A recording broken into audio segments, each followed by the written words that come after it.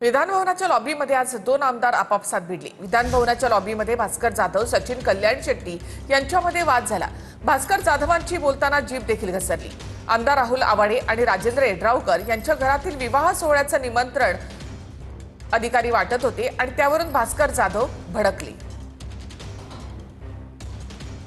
आम्हाला इथं राज्यपालांचं भाषण नाही मिळालं। कशाला करायला लागले? बाप करायचा असेल तुम्हाला आहे तुम्ही सिनियर सदस्य ठीक आहे मग जरा शिस्त बघा ना। मग ठीक आहे आता एवढा बाप कशाला करायला तुम्ही पण एवढ्यावर थांबा, मी एवढ्यावर थांबतो। बाप नाही काढायला पाहिजे। पुन्हा ते पुन्हा बोलतं तर मी काढणार।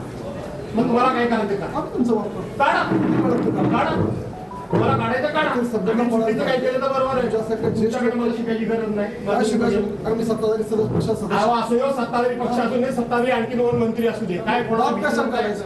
बाप नाही काढायचं। हे काम इथं खासगी काम कसं तुम्ही आहे? त्यांच्याबद्दल फार आक्षेप घ्या। पक्षाचा बाप नाही काढायचा। सरकारी नोकर हे कसं काय काम करू शकतात? बाप कशाला काढायला? सरकारी नोकर कसं काय हे काम करू बाप नाही शकतात? काढायचं। बाप करायचं। भास्कर जाधव एका कर्मचाऱ्यांना रागवत होते आणि रागवता त्यांना सत्ताधारी पक्षाच्या बापाची ही अवस्था आहे का असे ते बोलले आणि मी सभागृहात त्यावेळी प्रवेश करत होतो आणि त्यामुळे माझ्या कानावर एक गोष्ट पडली आणि मी त्यांना समजावून सांगायचा प्रयत्न करत होतो की भास्करराव, तुम्ही ज्येष्ठ नेते आहेत, कोणाचा बाप वगैरे काढू नका। एखादा कर्मचारी चुकला असेल तर तुम्ही अवश्य अध्यक्ष साहेबांना, सचिवांना तुम्ही ह्या गोष्टी निर्देशनास आणून द्या, अपशब्द वापरू नका।